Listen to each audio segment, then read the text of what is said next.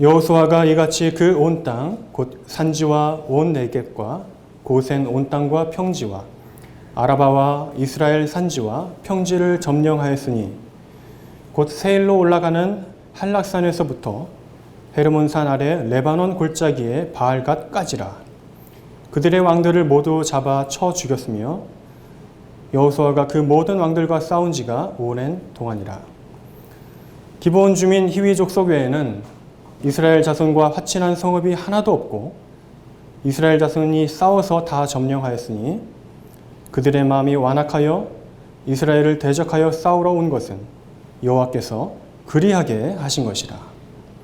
그들을 진멸하여 바치게 하여 은혜를 입지 못하게 하시고 여호와께서 모세에게 명령하신 대로 그들을 멸하려 하심이었더라.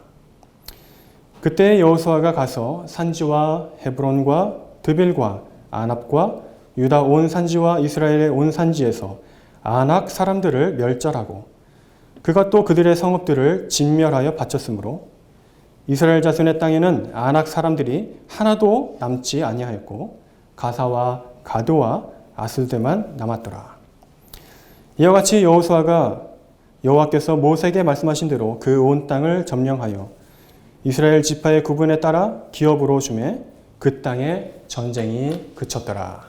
하나님의 말씀입니다. 네, 여호수아 이 11장 말씀은 11장 전체를 보면 내용상 두 부분으로 나눌 수 있습니다. 앞에 전반부는 가나안 북부 지방을 점령한 그런 내용이고 우리가 방금 읽은 이 본문의 말씀 16절부터 23절까지 말씀은 이제 모든 정복 전쟁이 끝났다라고 선언하고 있는 부분입니다. 그런데 여호수아서 전체를 놓고 보면 또 이 11장은 12장과 함께 전반부를 마무리하는 부분에 속하게 됩니다. 여호수아 전체가 이제 24장이 있는데요. 그 중에 1장부터 12장까지 한 묶음이 되고 13장부터 24장까지 이렇게 딱 반으로 나눠서 내용이 나눠집니다.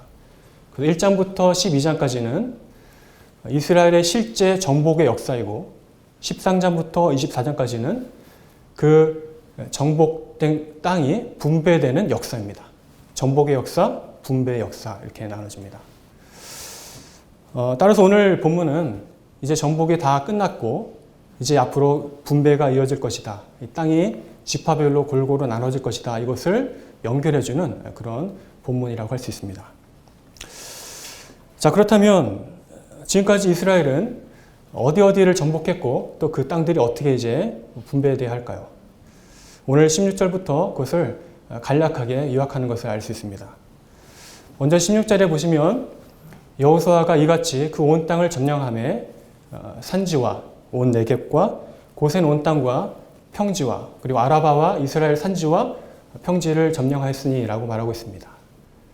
근데 이것도 두 묶으로 나눠서 볼 수 있는데 앞에 나오는 산지와 네겝과 고센과 이 평지는 한 묶음이 되어서 이것들은 전체적으로 가나안 남부 지역을 뜻하는 것이 되고 뒤에 나오는 아라바와 이스라엘 산지와 또 평지를 한데 묶으면 가나안의 이제 북쪽 지역을 가리키는 것입니다. 그러니까 이것을 다 정리하면 여호수아가 가나안 남부도 점령하고 북부 지방도 다 점령했다 이런 말입니다. 17절에 오게 되면 좀 더 자세한 그 구체적인 지명들이 나옵니다. 바로 한락산이라는 단어와 또 바알갓이라는 지명입니다. 먼저 한락산에 대해서는 세일로 올라가는 한락산이라고 설명이 붙여져 있습니다. 근데 여기서 말하는 세일은 에서의 그러니까 야곱의 형님 에서의 그러니까 이름 그 에돔 족속의 고향을 말하는 것입니다. 그러니까 이 한락산은 그 에돔의 어떤 그 경계선을 가리킵니다. 그러니까 구체적으로 말하면 브엘세바라는 지명부터 해서 남쪽으로 24km 정도 더 내려가야 있는 그 산, 이게 바로 한락산이라고 알려져 있습니다. 그러니까 이 한락산이라는 이 지명은 이스라엘의 어떤 통치권이 그 여호수아와 이스라엘이 점령한 그 통치권이 미치는 남쪽 경계선이라고 생각하면 됩니다. 마찬가지로 바알갓에 대해서도 레바논 골짜기에 있는 바알갓이라는 설명이 수식되어 있습니다. 그런데 이 바알갓이라는 곳은 오늘날 정확한 지명은 알려져 있지 않습니다. 다만 학자들은 이 바알갓이 신약시대에 등장하는 가이사랴 빌립보이거나 아니면 헤르몬산 아래에 있는 어느 지점을 가리키는 것이다 이렇게 생각합니다. 여기에 대체로 동의합니다. 그러니까 이것은 이 바알갓은 이스라엘의 통치권이 미치는 북쪽 경계선 이런 셈입니다. 따라서 이 정확한 곳이 어디든 간에 한락산이든지 이 바알갓이라든지 이것은 이 전체 이스라엘의 어떤 통치권이 미치는 그 범위를 가리키는 지명이라고 볼 수 있습니다. 그러니까 남쪽 경계는 한락산이고 북쪽 경계는 바알갓이다 이런 얘기입니다. 그런데 이 가나안 온 땅을 점령하는 일은 우리가 성경을 그냥 쭉 통독하듯이 읽어볼 때처럼 빠르게 진행된 것이 결코 아닙니다.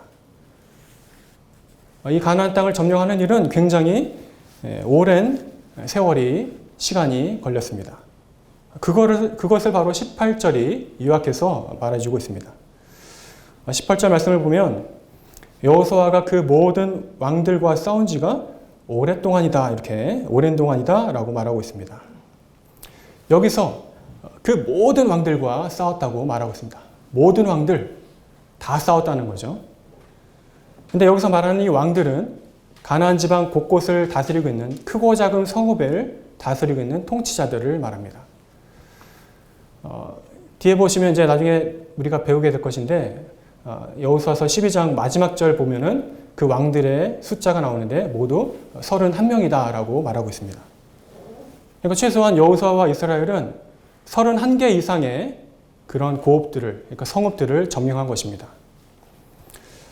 그렇게 일일이 다 그 성읍들을 점령하고 그리고 또 그 통치자들을 제거했으니 당연히 시간이 오래 걸렸을 것입니다. 그럼 도대체 대체로 얼마나 오랜 생활 동안 그들이 전복전쟁을 했을까요? 성경학자들은 대체로 이 기간이 7년이라고 생각합니다. 이렇게 생각하는 데는 여호수아서 14장 7절과 10절에 나오는 갈렙의 나이가 중요한 근거가 됩니다. 7절에 보면 갈렙이 가데스 바네아에서 그 가나안 땅을 점탕하러 뽑혔을 때 그 점탕꾼으로 선발되었을 때 나이가 나오는데 40세라고 소개됩니다. 여호수아의 나이는 알 수 없고 갈렙의 나이만 나와 있는 것이죠. 그런데 그 뒤에 38년 동안 이스라엘은 광야 생활을 했습니다. 그러니까 가나안 땅에 딱 들어간 시점을 요단강 건넜을 때 시점을 40세 더하기 38세면 몇 살이죠? 78세가 됩니다. 그리고 여호수아서 14장 10절에 보면 내 나이가 갈렙이 자기 말합니다. 내 나이가 85세다 라고 말합니다. 그러니까 85세 때 이미 그 전복전쟁이 다 끝나고 이제 세부적인 일들이 남은 것입니다. 그러니까 이 전쟁 기간은 7년이라고 볼 수 있습니다. 이것이 확실하다면 이스라엘은 요단강을 건너는 순간부터 무려 7년 동안 쉼없이 크고 작은 싸움을 그렇게 했던 것입니다. 근데 성경에는 왜 그걸 다 얘기하지 않죠? 성경에는 그것을 일일이 1년째는 6일 점령하고 2년째는 6일 점령 이렇게 말하지 않고 성경에는 그 중에서 우리가 꼭 기억해야 될 그런 계시로서 기억되어야 될 중요한 전쟁들을 위주로 이렇게 기록되어 우리에게 전해지고 있는 것입니다.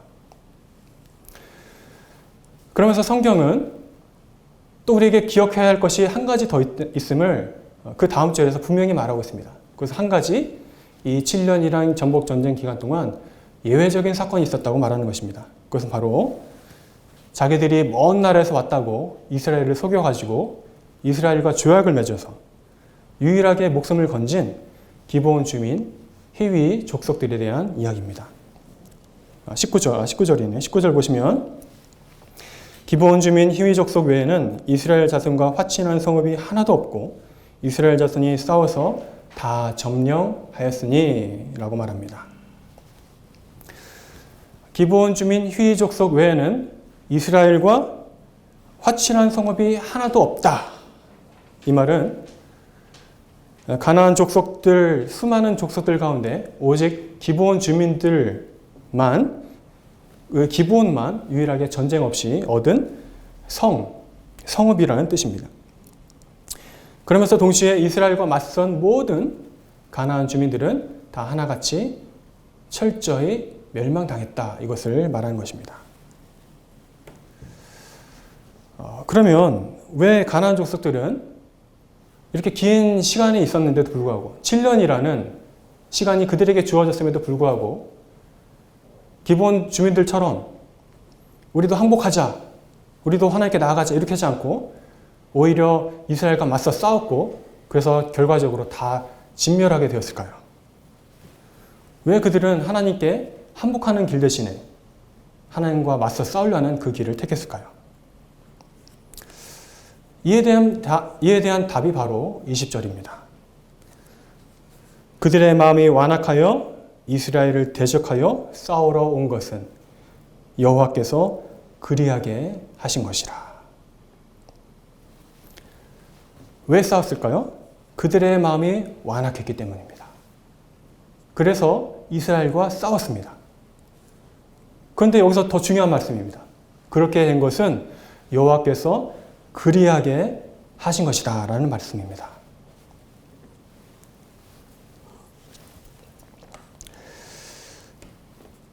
여러분, 이 부분은 굉장히 중요한 부분입니다.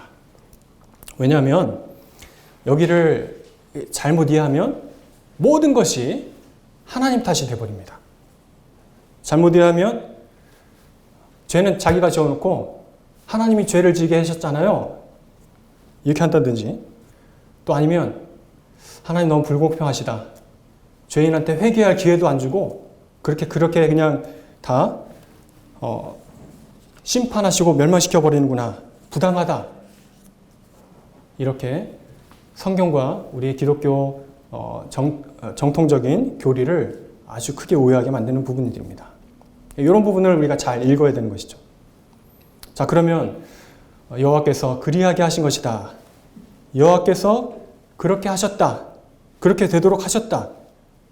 이 말의 본래 진정한 의미가 무엇일까요? 하나님이 가나안 족속들 그 마음속에 말 그대로 이렇게 악한 마음을 주입하셔가지고 악한 심령을 주입하셔가지고 그들이 악하게 변했다는 말일까요? 아니면 원래 그들이 원래 악했는데 하나님이 그냥 그들을 그냥 내버려 두셨다. 이런 말이 될까요? 대부분은 잘 아시는 분들이 있겠지만 정답은 제가 뒤에 방금 말씀드린 부분입니다. 가나안 사람들이 원래 악했습니다. 그런데 하나님이 그냥 그것을 그대로 내버려 두신 그런 내용입니다. 아이고, 쟤네들 악하니까 나는 그냥 내버려 두겠다. 에라 모르겠다. 나는 할 수 없다. 이런 자포자기하는 것이 아닙니다. 하나님이 자포자기 하셨다는 말이 되지 않죠. 왜냐하면 자포자기 한다는 것은 어떤 상황을 바꿀 수 있는 능력이나 권능이 없을 때 그렇게 되지만 하나님은 온 세상을 만드시고 통치하시는 권능과 영광의 왕이시기 때문입니다. 그러니까 난 못하게 살 수 없다 이게 아니라 하나님이 분명한 어떤 의도를 가지고 작정을 가지고 그렇게 하셨다는 이야기가 되겠습니다. 하나님은 그들이 심판받도록 하기 위해서 그들의 악한 마음을 그대로 두기로 그렇게 하신 것입니다. 내버려 두신 것입니다. 사실 이러한 내용들을 하나님이 그리하게 하셨다라는 내용이 성경에 적혀지지 않았다면 우리로서는 절대로 알 수 없는 하나님의 작정입니다. 이것은 인간에게 감춰져 있는 것이고 하나님만 아는 은밀한 작정이기 때문입니다. 그러나 이 계시에서 성경 계시에서 그것을 알려주시기 때문에 우리가 하나님이 이렇게 작정하셨구나라는 것을 깨닫게 된 것입니다. 이와 비슷한 설명이 출애굽기에도 나옵니다. 출애굽기에 보면 하나님께서 바로의 마음을 완악하게 하셨다라는 말이 계속 반복적으로 나옵니다. 하나님이 바로의 마음을 완악하게 하셨다. 그런데 출애굽기의 어떤 전체적인 문맥들과 맥락들을 쭉 보게 되면 원래 바로 왕이 너무 착하고 너무 선한 사람이었는데 한없이 착하고 한없이 좋은 사람이었는데 하나님이 완악하게 하셔가지고 갑자기 싹 바뀌어서 돌변해가지고 악하게 되었다. 그런 문맥이 아닙니다. 출애굽기의 문맥은. 오히려 출애굽기에서 말하는 바로의 마음은 처음부터 하나님을 대적하는 마음. 하나님이 분명히 살아계신데도 불구하고 명백한 증거가 있는데도 불구하고 기적과 이적을 믿지 않으려는 완악한 마음입니다. 그리고 하나님이 살아계시는 증거가 뚜렷해지면 질수록 그는 더욱더 악해지고 악해졌습니다. 더욱더 이스라엘을 학대하고 더욱더 그들을 붙잡아 두려고 했습니다.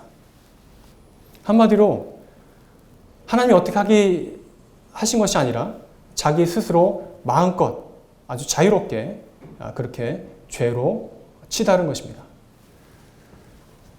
이 죄라는 본성이 이렇게 있는데 경계선에 이 가파른 이런 미끄러운 이제 내리막길에 있는 것처럼 이 악한 본성이 그냥 그대로 가속도가 붙어서 점점 완악해지는 것입니다.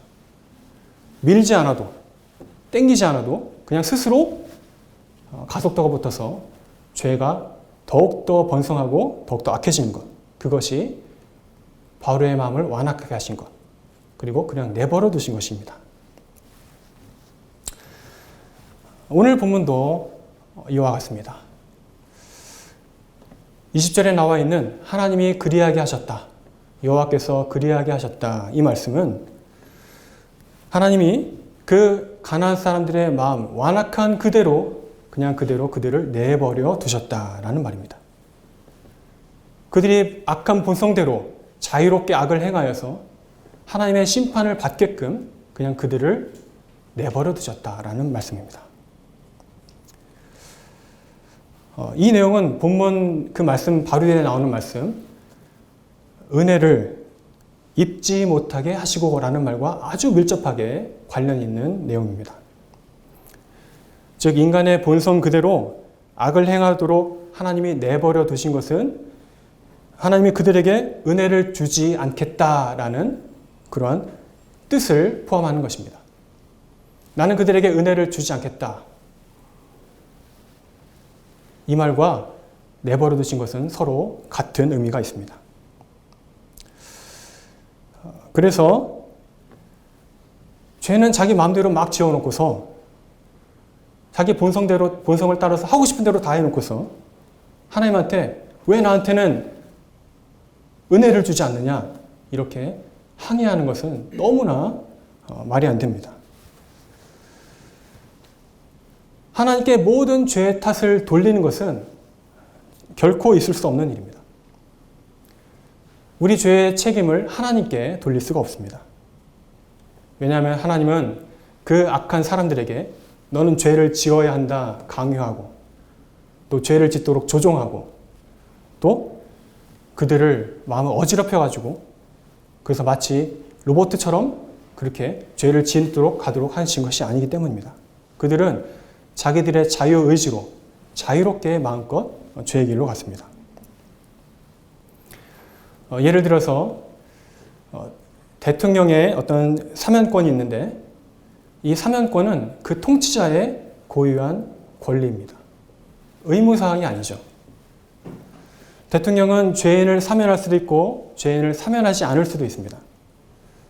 그런데 범죄자가 죄를 지은 사람이 대통령한테 가서 왜 나를 사면해 주지 않느냐 이렇게 항의할 수는 없는 것입니다. 그것은 말도 안 되는 일이죠. 질서와 공의를 어지럽히는 일입니다. 한낱 세속적인 통치자에게 이렇게 죄인이 항의하는 것이 부당하다면 온 세상을 지으신 만왕의 왕 되신 통치자에게 하나님에게 자기가 죄를 지은 것을 해결해 달라고 그렇게 항의하는 것은 결코 있을 수 없는 일입니다. 덧붙여 말하면 만약 어떤 사람이 자기가 죄를 지은 것이 내가 살아온 환경이 이래서 그렇다, 저래서 그렇다, 그래서 자기 탓이 아니라 환경 탓하고 뭐를 탓하고 한다 할지라도 판사가 볼 때는 그것은 일찍 어느 정도의 정상은 참작하는 데 도움이 되겠지만 그 죄 자체가 사라지게 하는 것은 아닙니다. 마찬가지로 하나님께 범죄한 모든 인류가 심판자 대신 하나님 앞에 나가서 공의롭게 좀 판단하십시오. 정의롭게 판결을 내려주십시오. 이렇게 말하면서 또 더 나아가서 은혜롭게 내 죄를 탕감해 주십시오. 이렇게 말한다면 그것은 정말 말도 안 되는 일입니다. 성경의 모든 말씀들은 분명히 이와 같이 증거합니다. 모든 사람들은 하나님 때문에 그렇게 망하게 되는 것이 아니라 바로 자기 자신의 죄 때문에 망하게 된다는 것입니다. 로마서 3장 23절에 보면 모든 사람이 죄를 범하였음에 하나님의 영광에 이르지 못하더니 라고 말합니다. 그리고 에스겔서 18장 20절에 보면 범죄하는 그 영혼은 죽을지라. 아들은 아비의 죄를 담당하지 아니하고 아비는 아비의 죄를 담당하지 아니하리니 의인은 그가 행인 의인의 공의는 그에게로 돌아가고 악인의 악도 자기에게로 돌아가리라 이렇게 말씀합니다. 그 죄의 책임이 그 자신에게 있다는 것이 성경의 분명한 뜻입니다. 그런데 그럼에도 불구하고 성경은 또 우리에게 분명히 하나님의 뜻을 교훈합니다. 그러한 죄를 위해서 하나님께서 독생자 되신 예수 그리스도로 말미암아 우리의 죄를 모두 탕감, 속죄하시고 구원하시는 은혜를 베푸신다는 사실입니다. 고린도서 5장 12절에 보면 하나님이 죄를 알지도 못하시는 이를 우리를 대신하여 죄로 삼으신 것은 우리로 하여금 그 안에서 하나님의 의가 되게 하려 하심이라 라고 말씀합니다. 그리고 로마서 1장 17절에 보면 복음에는 하나님의 의가 나타나서 믿음으로 믿음에 이르게 하나니 기록된 바 오직 의인은 믿음으로 말미암아 살리라 함과 같다고 하나님의 의를 찬송합니다. 또 요한복음 1장 12절에 보면 영접하는 자, 곧 그 이름을 믿는 자들에게는 하나님의 자녀가 되는 권세를 주셨으니 라고 말씀합니다. 따라서 우리 모든 사람들은 이러한 하나님의 분명한 약속을 믿고 하나님께 나아갈 수 있는 것입니다. 다시 말해서 진실되게 자신의 죄를 회개하는 자, 하나님께 나아가서 엎드려 항복하는 자, 그리고 내가 구원받기를 원하여 정말로 하나님께 그렇게 간구하는 자, 이들을 하나님께서 결코 외면하거나 거절하지 않으신다는 얘기입니다. 이는 에스겔서 33장 11절에 나온 말씀처럼 너는 그들에게 말하라. 주 여호와의 말씀이니라. 나의 삶을 두고 맹세하노니 나는 악인이 죽는 것을 기뻐하지 아니하고 악인이 그의 길에서 돌이켜 사는 것을 기뻐하노라. 이스라엘 족속아 돌이키고 돌이키라. 너 약한 길에서 떠나라. 어찌 죽고자 하느냐. 이것이 하나님의 부르심입니다. 하나님의 초청입니다. 그리고 이것이 모든 죄인들을 향한 하나님의 명백한 뜻입니다. 하나님은 이처럼 회개하는 자를 결코 외면하지 않으실 것입니다. 하나님께 나아가 하나님을 원하는 자들은 하나님이 결코 거절하지 않으십니다. 그들은 반드시 구원을 받게 될 것입니다. 마치 모든 가나안 족속들이 멸망당하고 죽어가는 마당에 유일하게 심판을 면한 기브온 족속처럼 그렇게 항복하는 자들을 하나님은 외면하지 않으실 것입니다. 이제 결론을 맺겠습니다. 오늘 이 본문을 통해서 우리는 하나님이 어떻게 가나안 땅을 점령하도록 일하셨는가를 간략하게 살펴보았습니다. 또 하나님께서 어떻게 그 땅을 주셨는지를 우리는 함께 살펴보았습니다. 이처럼 하나님의 뜻은 틀림없이 이루어집니다. 하나님이 작정하신 것은 반드시 성취됩니다. 하나님은 실패가 없는 하나님이시기 때문입니다. 하나님은 이처럼 가나안 수많은 족속들, 수많은 왕들의 통치자들의 그런 권세를 다 꺾으시고 모든 것을 여호수아의 손에 붙이셨습니다. 그리고 뒤에 나오는 애들을 잘 살펴보지 않았지만 이스라엘 사람들을 두렵게 만들었던 그 거인들, 아낙 자손들, 가데스 바네아에서 그들을 원망하게 만들었던 중요한 요인이었던 그 아낙 자손들, 그들도 완전히 섬멸하였습니다. 저기 저 블레셋 땅에 남아있는 몇몇 사람들을 제외하고 가나안 땅에서는 더 이상 아낙 자손들을 찾아볼 수 없게끔 완전히 와해시켜 버리셨습니다. 이처럼 하나님의 뜻은 실패 없이 분명히 이루어집니다. 죄인을 심판하시고 그 공의를 분명히 드러내십니다.